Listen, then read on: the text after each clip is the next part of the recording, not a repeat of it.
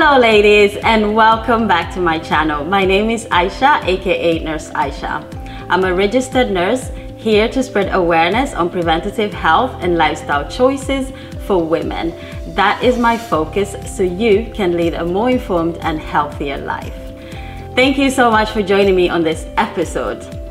I'm here again with a health topic. Today's topic is burnout. I am here with a really important woman in this field of burnout and mental health. Her name is Jabou Foon. She's the founder of Suma Healing. She's a career coach with focus on mental health and helps career women in underrepresented groups to thrive in their careers and maintain their well-being. How wonderful is that? So we're gonna have this conversation and we're gonna talk to you, especially women of color and women in underrepresented groups, on how you can thrive in your career and maintain your mental health. So welcome to this topic, burnout. Please do not forget to subscribe, like, and comment on this video. And make sure you leave your comments in the comment section so we can answer them. I can ask Jabou to answer them. So without further ado, please welcome Jabou Foon. Hey! Hey, Jabou Foon. Thank you so much for coming. Thank you for having me. This rainy day. I know, it's absolutely horrid outside, Yeah. but I'm glad that we're having this conversation. And time saving. So yes. we lost an hour? Yes, Okay. yes. Lost an hour. We went an hour back, I believe. Yeah, so we lost an hour. We lost so an welcome to winter season. It's officially winter. Officially winter. Yeah, Yep. it's cold. It is. Rainy today. It's the typical, and I just spent a week in London, so for me it's a total mindset shift because it was really warm out there. Okay. At one day it was what, 20 degrees or something, so yeah, Celsius. So and I was surprised at how warm it was out there, but yeah, it's quite a difference coming back to this weather. But they're probably complaining about They the weather. probably are. They probably are. Yeah. But yeah, still. As they do. They have it better than we do, Okay. for sure. All right, so we're here to talk about burnout Yeah. and the important work that you do. Thank you. Yeah. So I cannot really explain it and do it justice. So please do explain what you do and how you do it. Yeah, so I come from the corporate world. I spent the past 8 years in a recruitment company, working in various different roles. Ironically, not with pure recruitment, but more with career coaching, job coaching, and then went into several leadership roles. And then from there, I ended up working globally with diversity, equity, inclusion, and belonging. And so whilst in that role, I also got, just at the end, before I actually decided to resign, and I'll come back to that later. Yeah. But basically, in a sense, I discovered that most companies will look into well-being programs and have well-being programs. But they are mostly not preemptive in nature. So they're more focused on, you know, there being services for when you need them. So for example, if you need therapy, they might have an offering for you to connect with someone and get that. I felt that there is not enough work being done to prepare and to help people get awareness of how to take care of themselves. In particularly minority women, because there is a certain dynamic to working in the corporate world as a Black woman, as a Asian woman, as any other sort of type of minority. And I wanted to create something that really helps women to be able to speak freely about what their experience is, and also find tools to help themselves to really move forward. And so my career coaching is not just about, you know, CV writing and stuff like that. Yeah. It's more looking at your career holistically and figuring out, are you working in your purpose? Are you working in what you truly want to do? And is that in alignment with where you want to see yourself in future? But also, if you've come from burnout, or you've come from some form of, you know, depression or anything else, it's harder to see through the woods what the next step should be.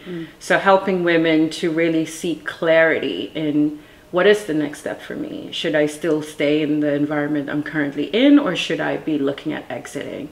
And how do I do that in the best way that doesn't really, you know, impact me from a financial perspective, which is usually like the biggest fear of people actually moving on. It's like, well, I can't afford to leave my job, even though I'm suffering where I'm at. So, and I think it's more helping people to get through the fear on the other side and then execute it on a specific plan.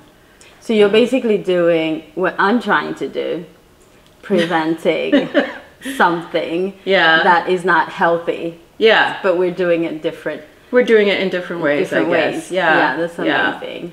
So this is something, when we spoke off camera, I really felt this is something that we need to talk more. Yeah. Because I've been there, you've been there, and probably more women out there have been there in the burnout,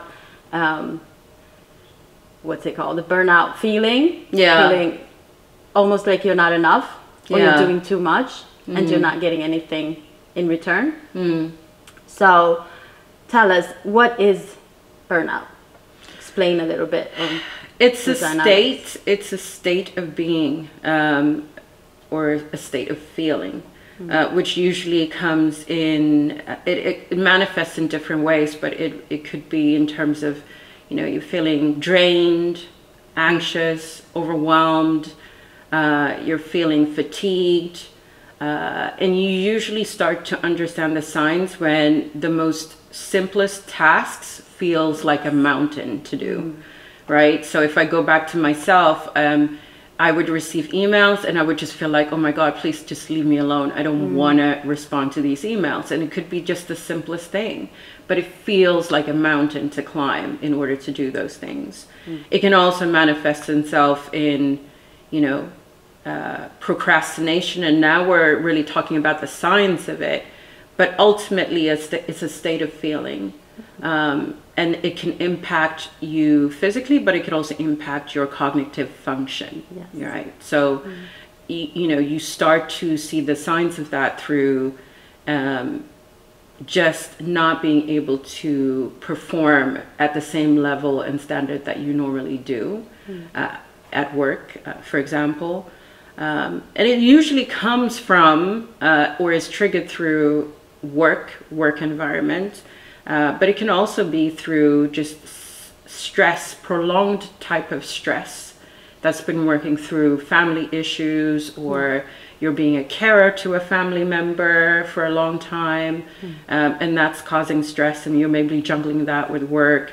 So it doesn't necessarily need to be connected to work, but you know, we talk a lot about workplace stress because that's definitely on the rise, as we can see, and that's just not here in Sweden, but across Europe as well, and the US as well. We see more and more clinical diagnosis of some form of mental health challenge, and burnout has definitely, you know, it really sort of became very significant around the COVID-19 pandemic.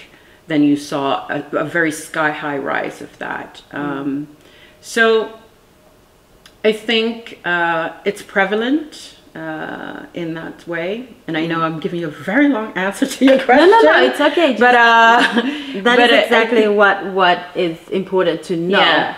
All of this that you mentioned, that it's connected to work. And you talk about how it looks like. And in my field, we call it symptoms. Yeah. And usually it's physical symptoms, but it's also mental symptoms of what you're feeling, and you can connect it to also we can see it when I've met patients in my office. We can see it very clearly, but you cannot really tell someone that you're burnt out or you need to slow down when they're not ready. And which brings me to the next question: how can you tell, and how do you go about to do something about it?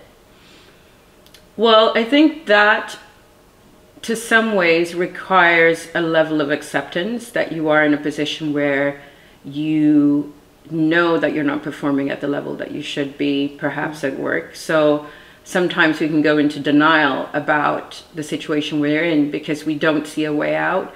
So for example, if I know that, there's a lot to be done at work, I have super loads of deadlines, I'm very drained, very tired, but at the same time, I can't get myself out of it because I have to meet these deadlines. It's easy to get into denial. I think the first thing is really finding acceptance for what you're feeling, and then the second is to express it, right? And that's where the fear usually comes in, like expressing it. But I think concretely, I think it still requires you to be aware enough to seek help. So whether that's going to your local vårdcentral and saying to them, hey, I'm experiencing these symptoms and I'm not sure how to deal with that. They might then be able to refer you or say to you, okay, well, maybe you're starting to be burnt out. Do you want to sign yourself off sick, or do you need to be signed off sick?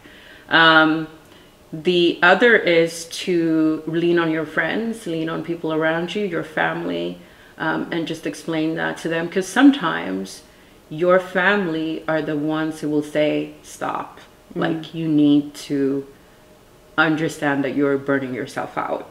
If you're lucky to have people around you.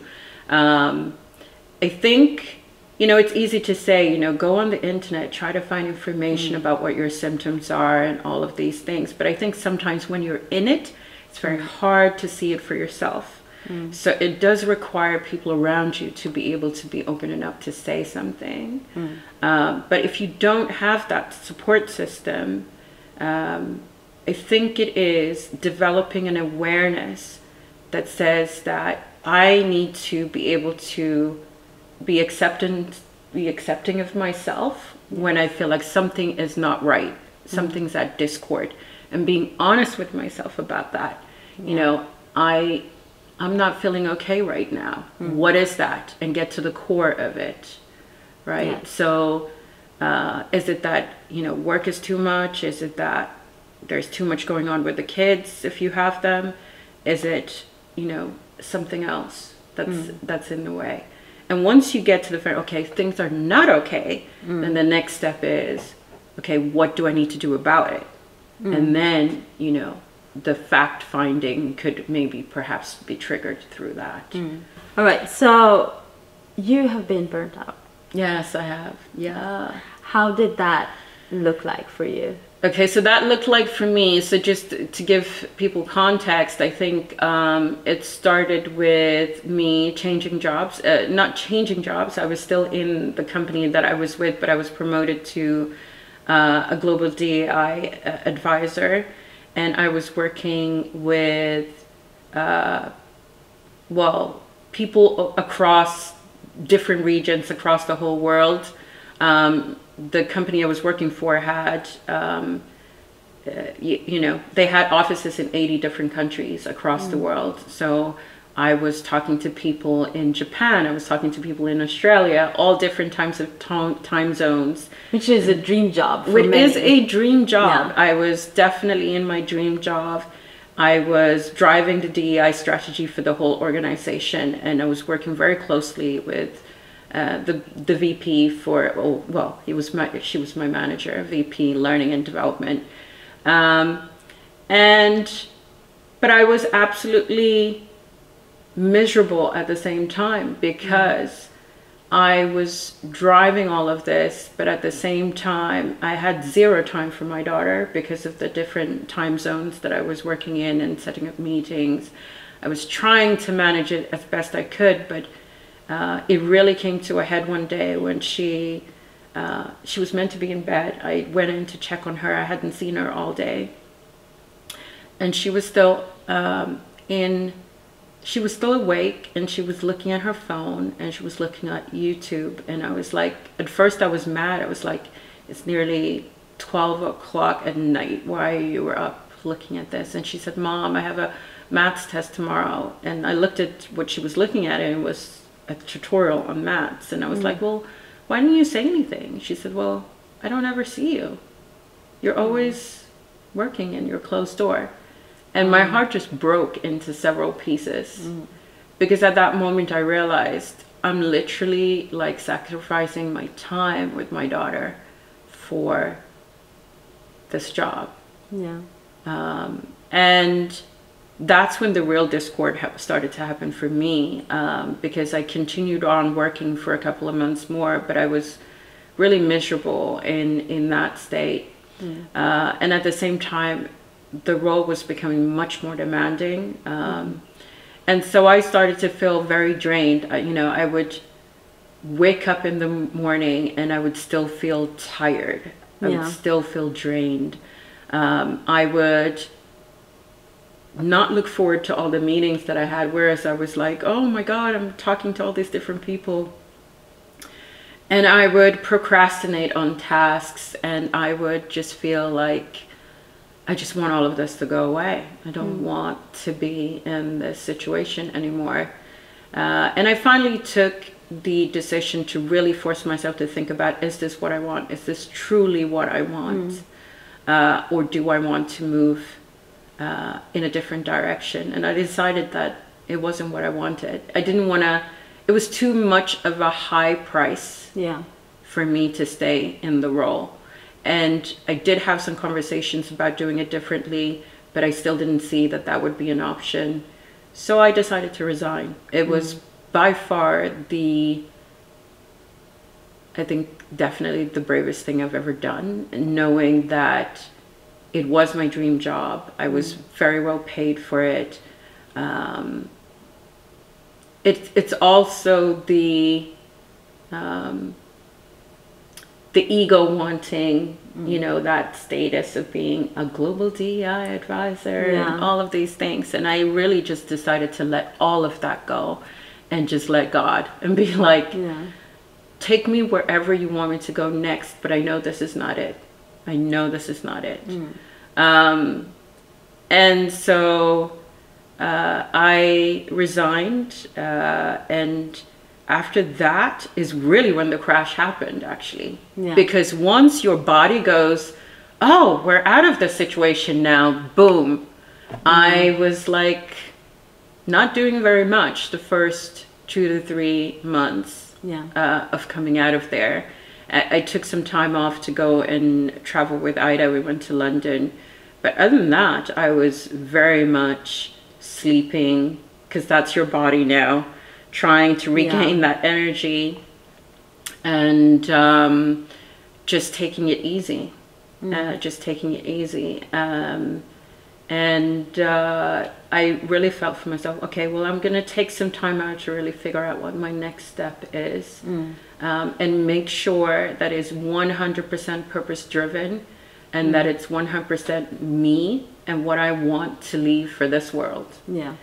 Whilst also not sacrificing my daughter in the process. So those were the things that I decided to set I would actually say a boundary, in the sense that I wasn't going to take anything else that would jeopardize my health and my well-being in any way. So you could let it go, all of it. I could let it go, and I appreciate that there's a lot of people out there who might be in the same situation who will not be able to just resign and do that. It takes a certain situation and having things in place in order to do that. So I recognize that my story may not, be exactly what everyone else can do. So it's not a recommendation, but it's what I did for myself. And I think that anyone else who's really listening in, you've got to figure out, what is that for me? What is that for me? If I'm not happy where I'm at, what is that for me? What is that next step that I need to take in order for me to reclaim my own power and my own sense of self and my own well-being? Yes. That is what's the most important thing. Sometimes maybe just let go of one thing that you can get rid of, because I myself experienced burnout. This was in 2014, I believe. So there was a lot going on. I was working, as always, full-time as a nurse, and I wanted to pursue a master's degree in public health. So I ended up getting into the program. I realized that it was a bit much because I hadn't told anybody, because I wasn't sure. You know, I've talked about this. I struggled theoretically, so I didn't know that I was going to get in. And I was already 3 weeks behind on the work because I didn't know that I had got in. I don't have that.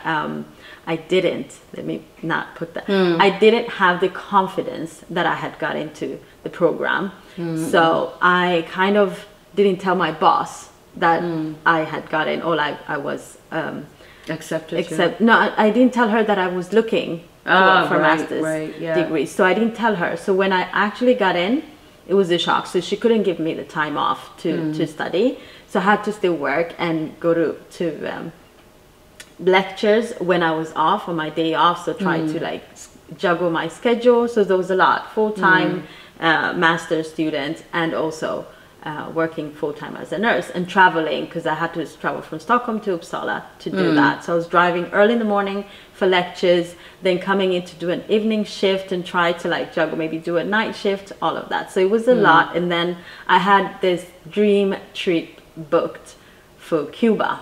3 weeks in Cuba, dancing around.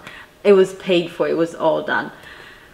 And I just started feeling overwhelmed. I was trying to, it was too much. It was just too much. So what I could do then is I let the Cuba trip go. I lost the money.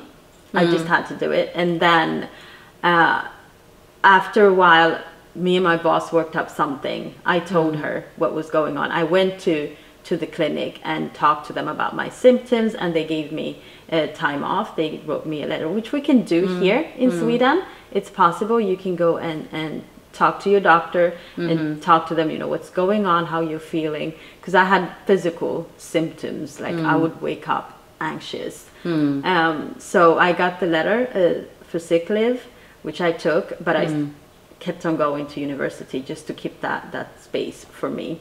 So I could let go of the things that were too much, but I couldn't let go of the studies, because it was a dream of mine. And also I couldn't stop working because I needed the money to pay for rent and books and all of that. So maybe not like cold turkey, quit everything.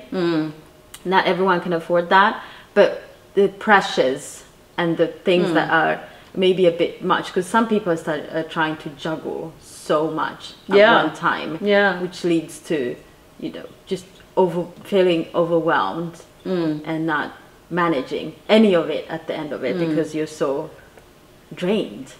I think especially I'm thinking about the single moms out there who are oftentimes in that situation. Me included. I'm a single mom, but I'm very privileged to have a family that's supportive, and you know, I live with my family. So you go back to the village. I go back to the village. Is typical African way of doing it. It's a privilege. It is a privilege. It's a privilege in itself. But I think a lot of the times that is very typical day to day for a lot of single moms out there. You know, juggling kids, especially if you have young kids who are still in preschool, or they're still, you know, they're still not in school yet, you know. They need you. So and you're juggling, rushing, picking them up, and all of these different things, getting food on the table, but you've been working all day. By the time they're done in bed, you're supposed to have your time, but maybe you're picking up stuff for cleaning or doing whatever else is needed for you to not just have an insane house. So, you know, all of that can cause burnout in the sense that it just becomes overwhelming. And I know that there's people out there who are in impossible situations, but I think that's why it's also, if you can and have the means to get the support that you need, to have someone just, even if it's just for a session, say, hey, let's look at your situation. Okay, where are the small little loopholes, those places in your life that we can get you to regain your energy so that you can actually, find ways to either change the situation or find a way to live better in the situation. And I think that's so important. And I really feel, especially when we talk about minorities and Black women in general, we've been so conditioned to work through anything. The typical stereotypical, strong Black woman, we can do anything, we can just, we just grit our teeth and just move on, right? And I think that honestly is quite damaging to our health in general, because what you see is prolonged type of mental health challenges will ultimately be shown in disease in your body at some point. And so not allowing us to fall into that trap of I've got to do it, I've just got to do it, which a lot of people do. They work in that mentality. And so it's so important that we set our support system, even if it's just, connecting with another, organization or community where you can just, even if you can't go there physically, you can listen into something online, a webinar where they're talking about mental health, or what they're talking about, how to take care of yourself better, and getting some ideas on how you can move on and do things for your health. I think self-care is so important, and it's not just about, having a beautiful spa day or a bath, skincare routine. It's also things like just taking time out, depending on what your sort of beliefs are, to just pray and get your nervous system down. It could be breath work, it could be meditation, it could be yoga and all of these things that you can do at home, right? Including exercise that you can do at home. But it can also be things like, especially if it's connected to work, being able to set boundaries, saying no. When you're put in a situation where you're maybe experiencing a micromanaging manager, being able to have a conversation about the impacts of that with that person and what your needs are, and it's not about what the reaction is going to be on the other side, but it's more about you expressing what you need in the best way that you possibly can, in a way that's compassionate, to get them to hear you. And those are things that, I can discuss and talk through with a client. But I think it's being able to choose you in all of those situations, to choose you, because normally what we do is we sacrifice ourselves for the situation. And we just think, okay, but I just need to do this and then I'll take a break later, or I just need to do this and then I'll give myself a treat later. Like we're constantly moving the goalpost for what we need and our needs, and then just putting whatever is in front of us, as the focal point, whatever that might be, whatever the situation might be. And that's the mentality shift that I think we need to make as women, to say, well, actually, if I'm happy, my kids are happy. If everyone, if I'm working well, it's going to show across the rest of what I do, whether it's my work, whether it's, my family, my husband, my boyfriend, my partner, whatever the situation is, you will emit your energy in a different way when you are well. So Right. speaking of energies, you talked about this micromanaging managers, Yeah. and I've had two of those, and I'm very sensitive to energy. And here in Sweden, we call we have a specific word for this type of women, I guess. Or like the energy vampires? No.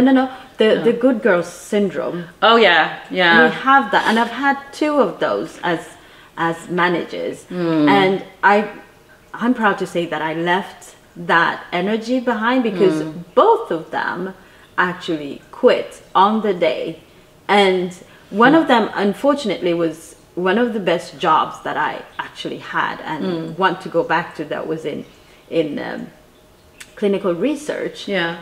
My boss, I mean, it's I not blaming anyone, but it wasn't her fault. She had too much to do, and she ended up quitting on the day, crying, and I just felt of that really bad energy in that.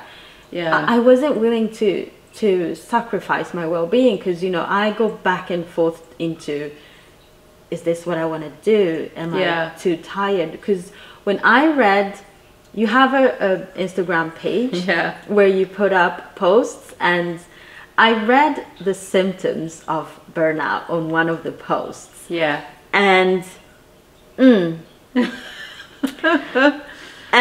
so the fatigue, the headaches. Yeah. What else was there? They were like Anxiety, exhaustion, and then the last one that I felt, procrastination. Yeah. I felt like that spoke volumes to me. I felt some type of way. I kind of self-diagnosed, which I don't recommend that people do. You actually have to get a diagnosis or talk to someone. But I just felt like I kind of, like I said, I'm going back and forth. For me, I guess it's only about making the right choices or working smarter. And I'm not quite sure how I'm going to do that in my career as a nurse, a bedside nursing. It's really hard for some of us not coming from corporate to do that, because you have this degree and you sometimes can only work a certain way. There's very little wiggle room to do what you want to do. But of course, I'm building this platform. I want to work with preventative health, and I felt this is the way that I want to do it here, talking to people like you. But it's still hard to combine with my, should I say, original career. It's really, really hard. So I kind of get overwhelmed and back and forth. And that is what it was amazing when I met you. I kind of felt like, maybe that was a sign. What should I do? So now we're going into like the coaching mode.